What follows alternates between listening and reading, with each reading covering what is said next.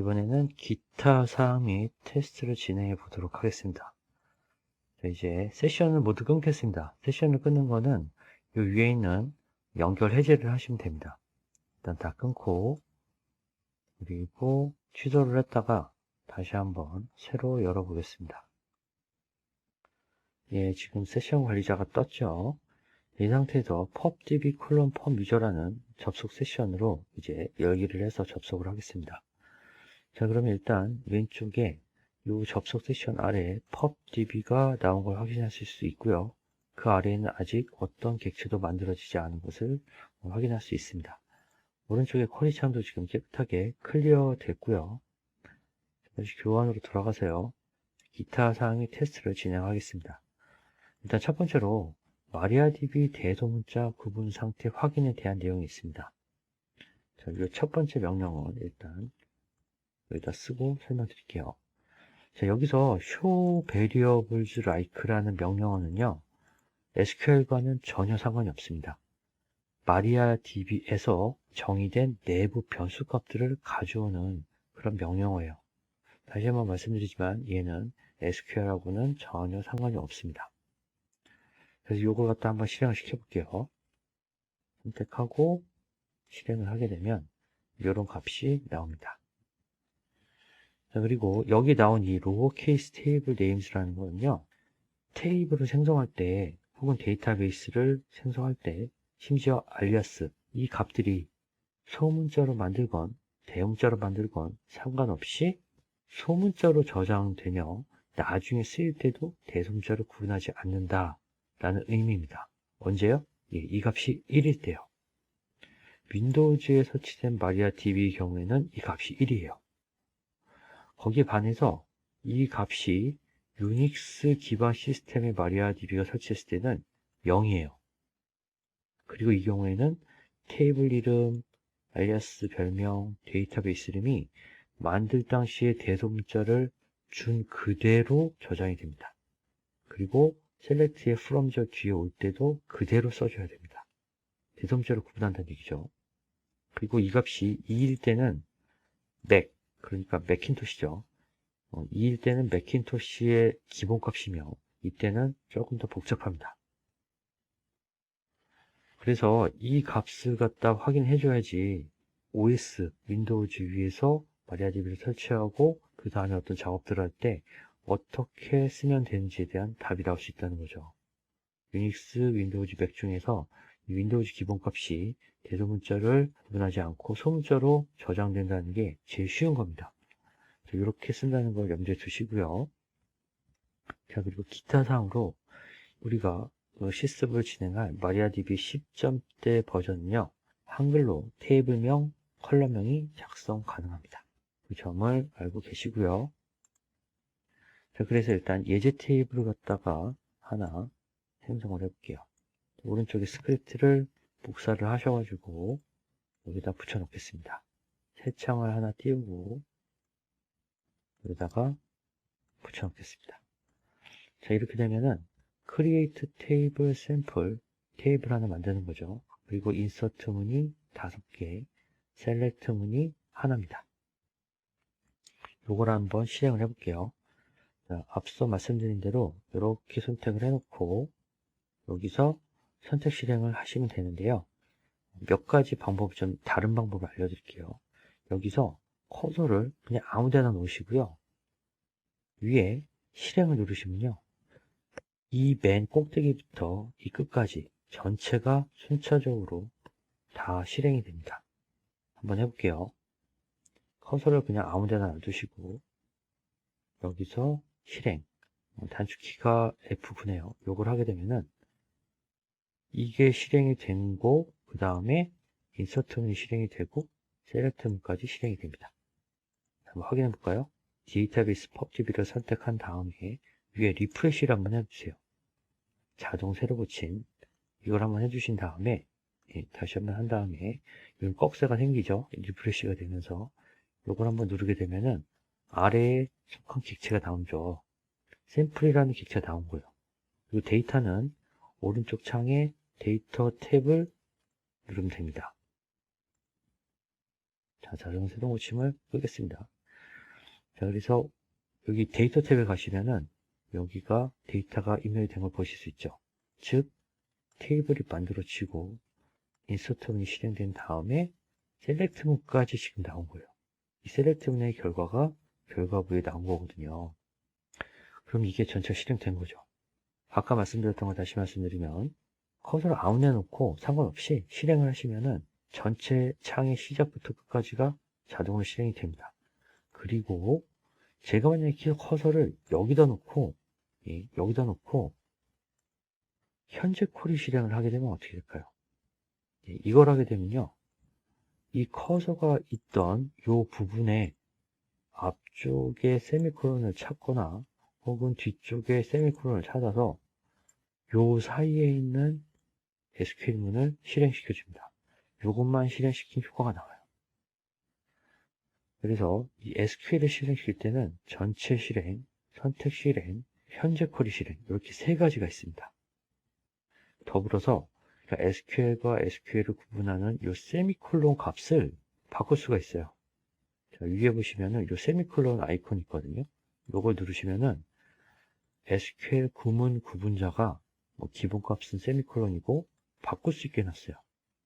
바꾸면은 바꾼 뒤부터는 이 부분을 갖다가 실행할 때 세미콜론이 아니라 바뀐 어떤 문자를 찾아가지고 바꾸겠죠. 자, 그리고 또 있습니다. 이 인서트문이 한 줄보다 길어요. 여기서 보여질 수 있는 한 줄보다 창의 너비보다 더 긴데 넘어가니까 바로 아래로 내려서 보여졌습니다. 그렇죠? 이걸 줄바꿈이라고 하죠. 이 줄바꿈을 해서 보여진 결과고요. 줄바꿈을 하지 않아도 됩니다. 보면 화살표가 꺾여서 아래로 내려가는 아이콘이 하나 있는데 이거 누르시면은 이렇게 이 아래 스크롤 바가 생기면서 가변 쪽으로 늘어납니다. 얼핏 보면 더 보기 편하죠. 그리고 다시 얘를 누르면 스크롤 바가 없는 상태로 줄바꿈이 돼서 한 화면에 다 볼 수가 있고요. 이런 기능도 있습니다. 자, 그래서 지금 크리에이트 문과 인서트 문은 셀렉트까지 전부 다 한번 실행을 해봤고요. 말씀드린 대로 여기가 실행창, 여기가 결과창, 여기가 로그, 여기가 접속 세션, 이걸 다 확인해 보실 수가 있습니다. 자, 그 다음으로 하이드 SQL의 마리아DB 콘솔 띄우기라는 게 있는데요. 이건 뭐냐면은 보통 마리아DB에서 콘솔창이라는 걸 띄울 수가 있죠. 콘솔창. 실제로 마리아DB 서버에 접속을 해서 어떤 데이터베이스를 쓸 건지, 어떤 코드를 날릴 건지 그런 것들을 지금은 이런 하이드 SQL 같은 편리한 툴을 쓰지만 그보다 더 원시적으로 콘솔 창이라는 걸 띄워놓고 거기서 작업을 할 수가 있어요. 그 도구를 여기서 불러다 쓸 수가 있습니다. 이 도구에 보시면은 메뉴에 도구에 보시면 명령줄 실행이라고 있는데 이걸 실행을 하면은 이런 메시지가 뜹니다. 콘솔 창 띄우는 프로그램을 갖다 불러 오려고 하다가 못 불러온 거예요. 그래서 얘를 갖다 어떻게 하면 되냐면요. 도구의 환경 설정에 보시면은 MySQL 명령줄 프로그램이 있어요. 여기 mysql.exe 경로 찾기라는 칸이 있죠. 여기서 얘를 눌러서 찾으면 됩니다. 뭘 찾냐면은 마리아DB 서버가 설치된 곳에 가면 mysql.exe라는 명령줄 프로그램이 있거든요. 걔를 찾으면 됩니다. 그래서 마리아DB 밑에 모든 이 마리아DB 서버 프로그램을 갖다가 설치를 해놨고요. 여기에 빈에 가면은 그 프로그램이 있습니다. 빈 디렉토리에 가면요. 이걸 확인해서 이렇게 경로를 잡아주면 됩니다. 경로를. 그리고 확인한 다음에 다시 도구에 명령줄 실행을 해볼게요. 그러면 콘솔 창이 뜨게 됩니다. 마리아DB 서버에 지금 접속한 상태예요. 데이터베이스는 pubdb로 사용이 되는 거죠. 여기서 만약에 use mysql 이라고 치면 접속 권한이 없는 거죠. 왜냐하면 지금 이 HideSQL 자체가 pubdb 유저로 접속이 된 거잖아요. 그러니까 바로 이걸로 접속이 되는 겁니다. 그리고 MySQL은 관리자 권한이기 때문에 접속 못하는 거고. 여기서 할 수 있는 일은 이 정도가 전부일 것 같아요. 이 정도가 전부일 것 같아요. 이렇게 콘솔 창을 띄울 수도 있습니다. 자, 그 다음 마지막으로 마리아DB에서 사용하는 두 가지 유형의 따옴표에 대해서 알려드릴게요. 마리아DB에서 사용하는 다운표는 두 가지가 있습니다. 첫 번째는 오른쪽 창에 보시는 것처럼 역다운표가 있고, 또 하나는 외다운표가 있습니다. 이게 지금 잘 안 보이실 텐데, 그래서 키보드를 하나 켜놓고 설명을 드릴게요. 자, 보시면은 역다운표라고 하는 거는요, 요거 역다운표는 얘를 말합니다. 이게 키보드에서 숫자 키 1 왼쪽에 있는 Shift 키를 누르지 않고 나오는, 그냥 눌러서 나오는 키가 역다운표, 백틱 혹은 그레이브 액센트라고 하는 키입니다. 그리고 외다운표는 얘입니다.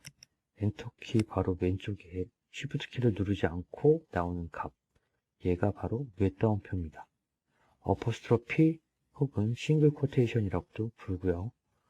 저는 역다운표, 외다운표, 백틱, 어퍼스트로피로 용어를 통일해서 쓸게요.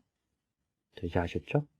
역다운표, 외다운표, 백틱, 어퍼스트로피, 이렇게 부르겠습니다. 그래서 이 두 가지를 마리아DB에서는 모두 사용을 하는데 역할이 서로 다릅니다. 역다운표, 백틱은 테이블 및 열 컬럼, 이름과 같은 사용자 정의 식별자를 묻기 위해서 쓰고요. 외다운표, 어퍼스트로피는 문자열 값을 묻기 위한 것으로 쓰입니다. 예를 들어서 PHP 문법을 잠깐 보면요. 일단 간단히 설명드리면은 달러는 PHP에서 사용되는 변수값 앞에 붙이는 문법입니다. 그리고 이 안에 더블 코테이션 안에 있는 이 부분을 보면은 insert into 다음에 your table, 사용자가 정의한 테이블명이 나오죠. 얘는 역다운표, 백틱으로 묻고요. 그 다음에 가로 열고 컬럼 이름들이 나오는데 전부 다 사용자가 정의한 겁니다. 역다운표, 백틱으로 묻습니다. 또한 마리아DB 콘솔에서도 마찬가지입니다. 아까 콘솔창 보여드렸죠? 거기 가서 쓸 때도 이런 식으로 씁니다. create 데이터베이스 하고 pubdb, 얘를 역다운표로 묵습니다. 왜냐하면 사용자가 정의한 식별자니까, 사용자가 만든 이름이잖아요. 자, 그리고 반면 insert into your table 컬럼명이 나오고 그 뒤에 values라는 그 예약어를 쓴 다음에 실제 값을 적을 때 앞쪽은 역다운표를 쓰는 게 맞죠. 당연히 지금 배운 것처럼 사용자 정의 식별자니까요. 그런데 values라는 예약어 뒤에 나오는 실제 값에는 문자열이 들어갈 경우 이렇게 외다운표, 어퍼스트로피로 묵습니다. 추가로 사용자 정의 식별자는 백틱으로 굳이 안 묶어도 수행이 돼요. 한 예로 실제 데이터베이스 생성할 때도 이렇게 줬지만 사실 여기서 역다운표, 백틱을 안 써도 대부분이 다 실행이 정상적으로 됩니다. 그래서 insert into your table 할 때 이 백틱, 역다운표를 안 써도 다 정상적으로 수행이 되는데요. 근데 문제는 문자열을 감싸는 외다운표는 생략을 할 수가 없어요. 그 부분만 좀 주의를 하시고 작업을 하시면 될 것 같습니다. 자, 그렇게 해서 지금까지 3강 실습 환경 만들기를 진행을 했었는데요. 실습 세션을 등록을 했기 때문에 앞으로는 그 실습 세션을 갖고 여러 가지 다양한 작업을 할 수 있게 되었습니다.